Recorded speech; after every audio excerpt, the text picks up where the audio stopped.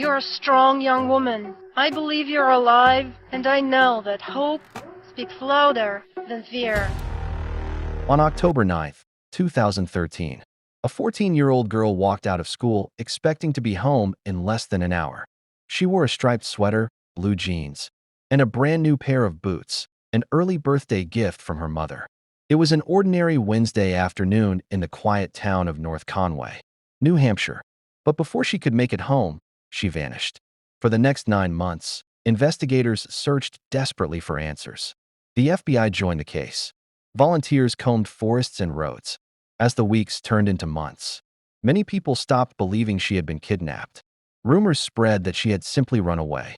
Then, on a warm summer evening, Abby Hernandez suddenly walked back to her mother's front door. She was wearing the exact same clothes she had disappeared in. But behind her return was a terrifying story of survival, manipulation, and unimaginable courage. This is the true story of Abby Hernandez. Wednesday, October 9th, 2013, began like any other school day. Abby Hernandez attended classes at Kennett High School, laughing with friends and looking forward to her 15th birthday, which was only a few days away. Her mother, Xenia, had already begun planning a celebration with family and friends. When the final school bell rang at 2:31 p.m., students poured out of the building. Abby realized she had missed her school bus. Since no one was available to pick her up, she decided to walk the several miles home. Although her new boots were rubbing painful blisters on her feet, she believed she could manage the journey. It was a decision that would change her life forever. As she walked along the quiet roads of North Conway, a vehicle slowly pulled alongside her. The driver noticed her limp and politely asked if she wanted a ride home. Tired and in pain, Abby hesitated. Then she climbed into the vehicle. It would be the biggest mistake of her life. That afternoon, Abby Hernandez disappeared without leaving a single trace. At around 4:30 p.m., Abby's mother, Xenia Hernandez, arrived home after finishing her shift at work. She expected to find Abby inside the house, probably doing homework or getting ready to celebrate her upcoming birthday. Instead, the house was completely empty. At first, Xenia wasn't overly concerned. Abby was a responsible teenager, but perhaps she had stopped by a friend's house. Still, something didn't feel right. Abby always called or sent a text before changing her plans. Minutes passed with no word. Xenia picked up her phone and began calling Abby's friends. One by one, they all gave the same answer. They hadn't seen Abby since school ended.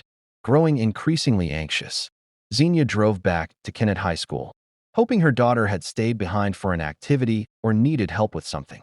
A school employee gave her an answer she never wanted to hear. Abby had already left campus. No one knew where she had gone. By now, fear had replaced uncertainty. Xenia contacted local hospitals, worried that Abby might have been injured in an accident while walking home. None of them had admitted a teenage girl matching Abby's description. As daylight began to fade, she called the Conway Police Department to report her daughter missing. Officers immediately recognized something unusual about the case. There were no signs Abby had planned to leave. She had taken no extra clothes, no money, no backpack filled with supplies. Nothing suggested she intended to disappear. Friends described Abby as cheerful, dependable, and deeply connected to her family. She loved animals, enjoyed spending time outdoors, and was excited about the birthday party her mother had been planning for weeks. Running away simply didn't fit her personality. Within hours, police launched a large-scale search. Officers retraced the route Abby would have walked home. Search dogs scanned nearby woods. Volunteers lined roadsides, fields, and rivers, hoping to find any clue that could explain what had happened. The FBI soon joined the investigation, treating the disappearance as a possible abduction. For a small community like North Conway, the news was devastating. Parents kept their children indoors. Businesses displayed missing person posters in their windows. Volunteers traveled from neighboring towns to help search for the missing teenager. 3 days later, Abby's 15th birthday arrived. Instead of balloons and birthday cake, hundreds of people gathered for a candlelight vigil. Family members, classmates, teachers, and complete strangers stood together in silence, praying that Abby would somehow find her way home. As candles illuminated the autumn night, Xenia fought back tears. She refused to believe her daughter had run away. Deep down, she believed Abby was still alive. She just didn't know where. As the search for Abby intensified, investigators struggled with one question. How could a 14-year-old simply disappear in the middle of the afternoon without anyone seeing what happened? For months, no one knew the answer. It wasn't until Abby finally returned home that investigators learned what had happened. On that lonely road, after missing her school bus, Abby continued walking along the familiar route toward her house. The new boots she had received as an early birthday present had rubbed painful blisters on her feet, causing her to limp. A vehicle slowed beside her. The driver rolled down the window and asked if she needed a lift. He pointed out that she appeared to be struggling to walk. At first, Abby hesitated. She had been taught to be careful around strangers. But the man spoke calmly, and he seemed concerned about her injured feet. Home wasn't far away, and accepting the ride felt like an easy decision. Within minutes, everything changed. Instead of continuing toward her neighborhood, the driver turned onto a quiet road and headed toward an isolated area. Abby immediately sensed something was wrong. She told the driver she would rather get out and walk the rest of the way. He refused. The friendly conversation disappeared in an instant. The man threatened Abby and made it clear she would not be leaving the vehicle. Terrified, she realized this wasn't a misunderstanding. She had been kidnapped. The drive seemed endless. Unable to know where she was being taken, Abby tried to stay calm. Rather than provoking her captor, she focused on surviving, remembering every small detail she could.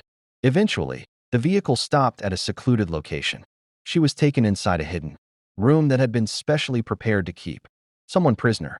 The doors were reinforced. The walls were insulated. Outside sounds were almost impossible to hear. For the people searching across New Hampshire, Abby had seemingly vanished without a trace. But while search teams combed forests, roads, and rivers, she was being held alive only miles away, hidden in a place no one knew existed. The nightmare that had just begun would continue for months, and her only goal was simple: stay alive long enough to find a way home. While Abby fought to survive in captivity, the search outside never truly stopped. Every morning, investigators reviewed new tips, hoping one would finally lead them to the missing teenager. Search teams revisited areas that had already been examined, refusing to overlook even the smallest clue.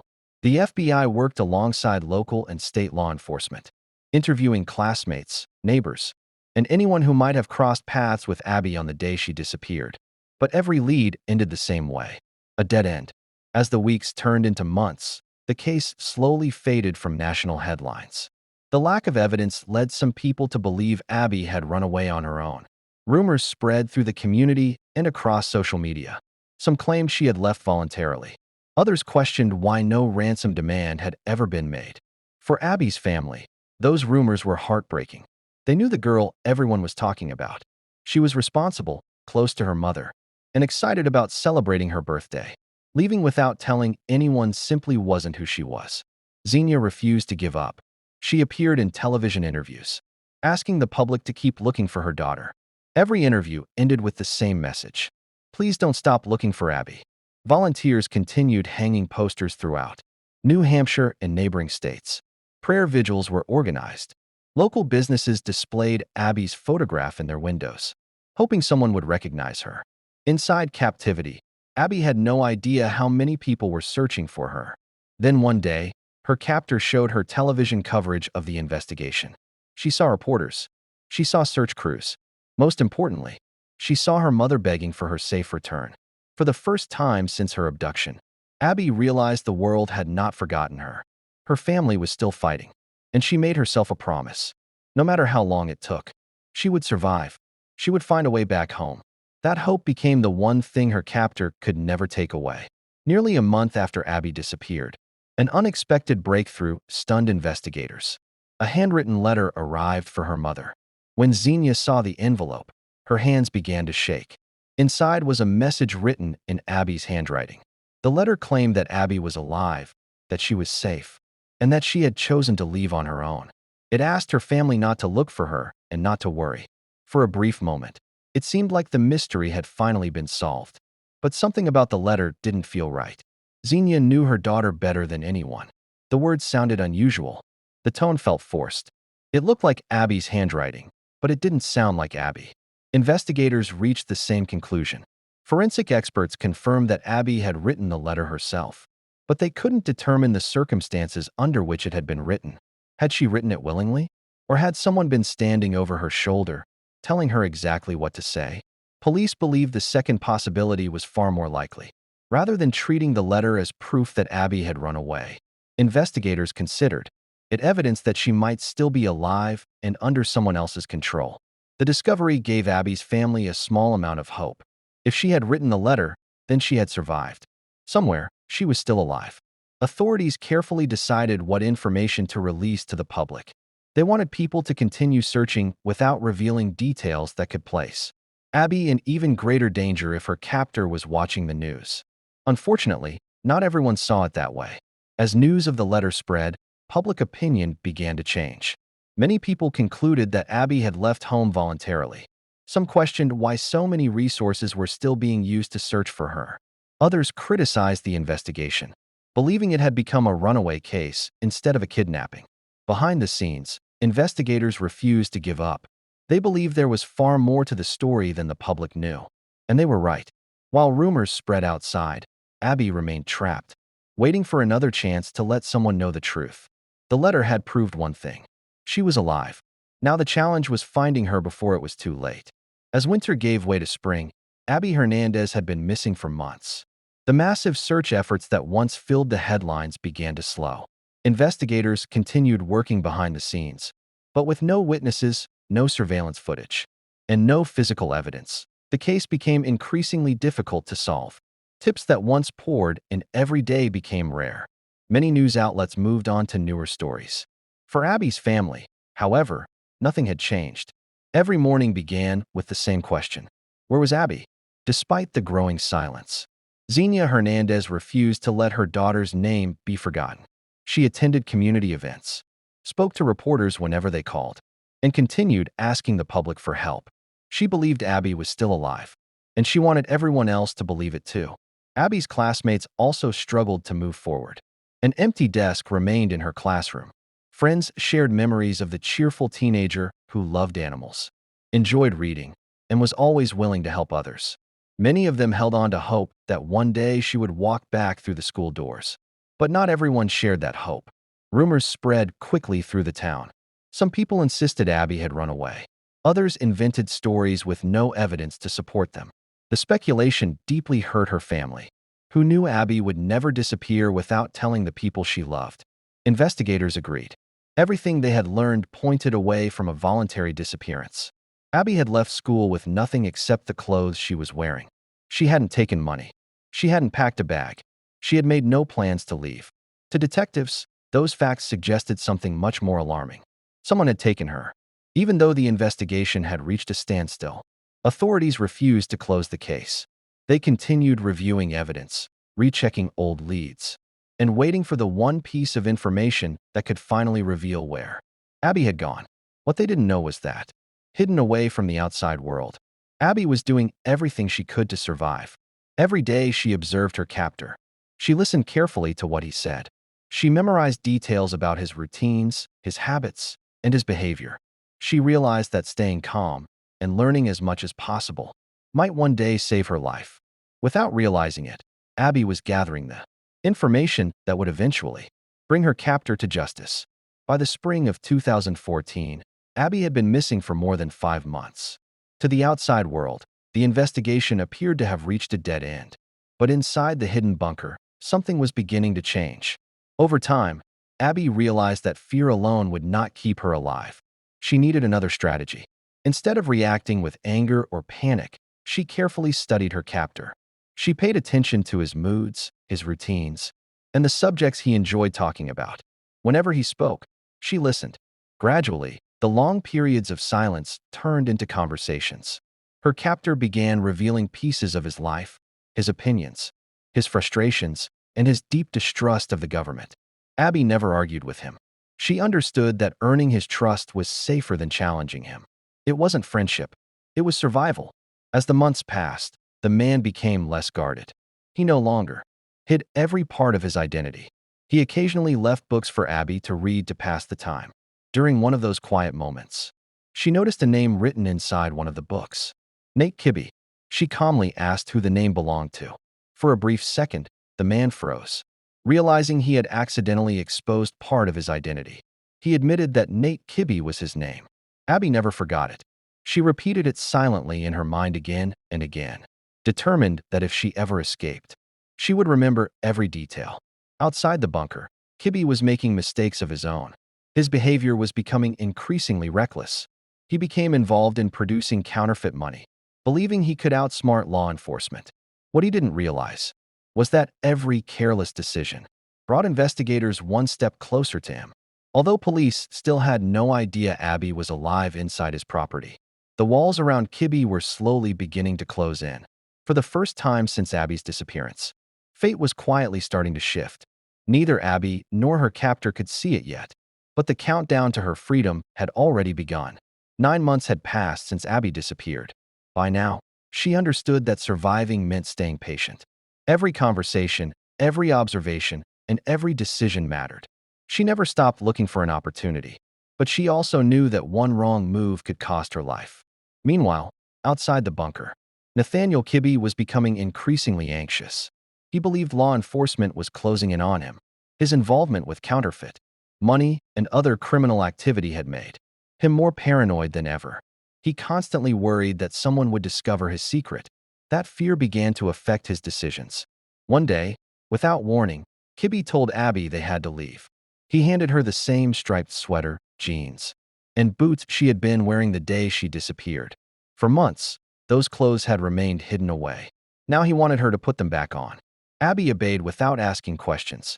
She had learned that arguing only made him more unpredictable.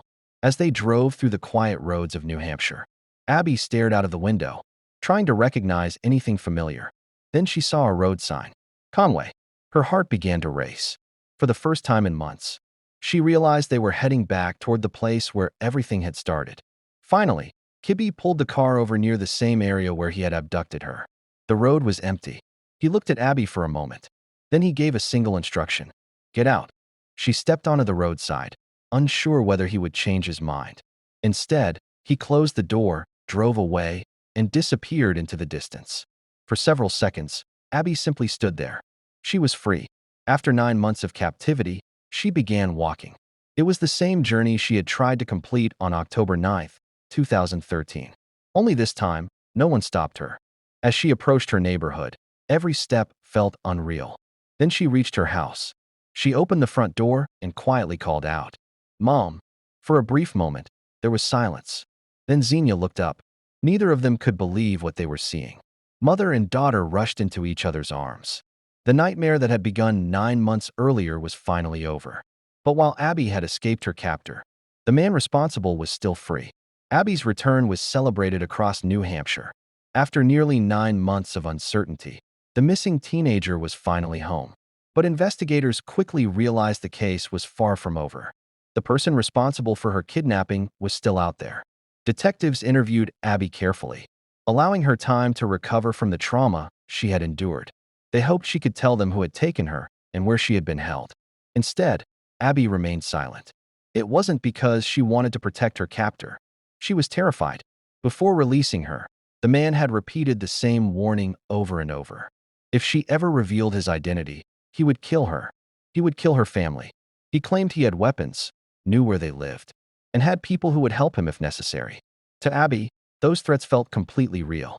For months, he had controlled every part of her life. Even though she was finally home, the fear hadn't disappeared. It had followed her through the front door. As investigators continued questioning her, Abby became visibly distressed.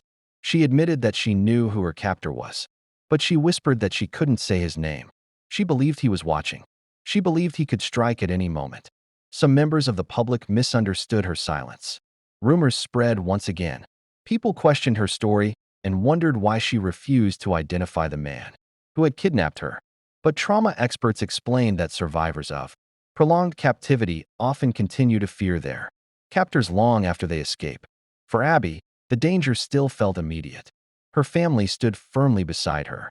They reminded her that she was no longer alone. The FBI, state police, and local investigators promised they would protect her. Little by little, Abby began to believe them. Finally, after days of reassurance and careful interviews, she gathered the courage to speak. She quietly told investigators the name she had memorized months earlier. Nathaniel Kibby. The investigation instantly changed. Detectives already knew the name. Kibby had previous encounters with law enforcement and was known for his obsession with firearms, survivalism, and anti-government beliefs. Now they finally had the breakthrough they had been waiting for. Within hours, federal agents and local police began preparing an operation to arrest the man who had hidden in plain sight for nearly a year. The hunt was no longer for an unknown kidnapper. It was for Nathaniel Kibby. Once Abby identified Nathaniel Kibby as her captor, investigators moved quickly. For months, they had been chasing a mystery. Now they had a suspect. Every detail Abby remembered became valuable evidence. She described the hidden rooms where she had been held, the layout of the property, and the routines of the man who had controlled her life for nearly 9 months. Law enforcement compared her account with everything they already knew about Kibby. The pieces began to fit together. The FBI, New Hampshire State Police, and local officers planned a carefully coordinated operation. They believed Kibby was heavily armed, and they couldn't rule out the possibility that he would resist arrest. As officers surrounded his property, everyone prepared for the worst. But the violent confrontation they feared never happened. When police approached, Nathaniel Kibby surrendered without firing a single shot. He was taken into custody and transported for questioning. With Kibby behind bars, investigators searched his property. What they discovered confirmed Abby's story. Hidden on the property was a specially constructed bunker designed to keep someone imprisoned for long periods, without being seen or heard. Investigators also recovered physical evidence that matched Abby's account, along with records connecting Kibby to other crimes, including the production of counterfeit money. Every new discovery strengthened the case. The rumors that Abby had invented her story disappeared. The evidence spoke for itself. Prosecutors would later describe the investigation as one of the most thoroughly documented kidnapping cases in New Hampshire's history. For Abby and her family, Kibby's arrest brought relief, but not peace. The emotional scars of those 9 months would take far longer to heal. The next step would be the courtroom. There, Abby would finally face the man who had stolen nearly a year of her childhood. Nearly 2 years after Abby returned home, the case finally reached the courtroom. By then, investigators had spent countless hours gathering evidence. They examined the bunker where Abby had been held, reviewed purchase records, collected forensic evidence, and interviewed witnesses. The evidence was overwhelming. Nathaniel Kibby was initially charged with 183 criminal offenses, including kidnapping, sexual assault, and producing counterfeit currency. Rather than face a lengthy trial, Kibby accepted a plea agreement and pleaded guilty to several of the most serious charges. The agreement ensured he would spend decades behind bars. For Abby, however, the legal victory was only part of the journey. She still had one final step to take. She decided to face her captor in court. Walking into the courtroom was one of the hardest moments of her life. For the first time since her release, Abby looked directly at the man who had controlled her for nearly 9 months. This time, everything was different. He was no longer the one in control. Surrounded by her family, investigators, and the court, Abby spoke with remarkable courage.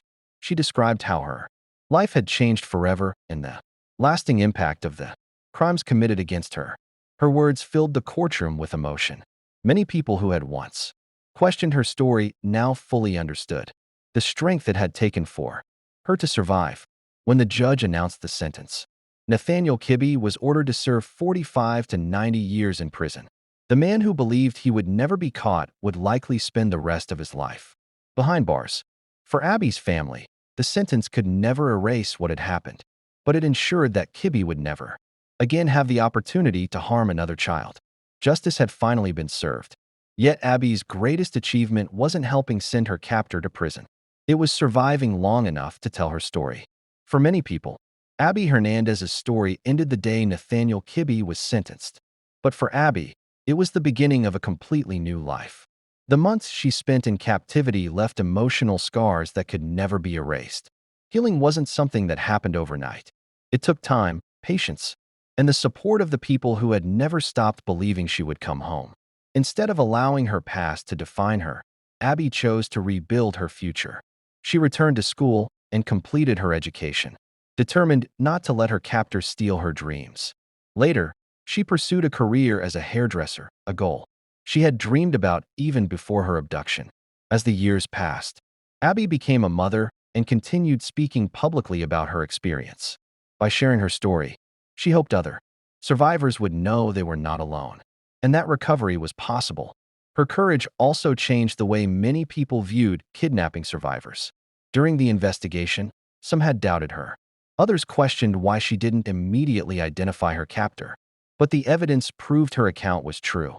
Experts later explained that fear, trauma, and psychological control can continue long after a victim escapes. Abby's hesitation was not weakness. It was a lasting effect of the terror she had endured. Today, Abby's case is remembered not only because of the crimes committed against her, but because of the extraordinary resilience she showed. She survived nearly 9 months in captivity. She never gave up hope. She remembered the details that investigators needed. And when the time came, she found the courage to identify the man responsible, ensuring he could never hurt another child again. Sometimes, true courage isn't found in fighting back. Sometimes, it's found in surviving one more day, refusing to lose hope, and finding the strength to keep moving forward when everything seems lost.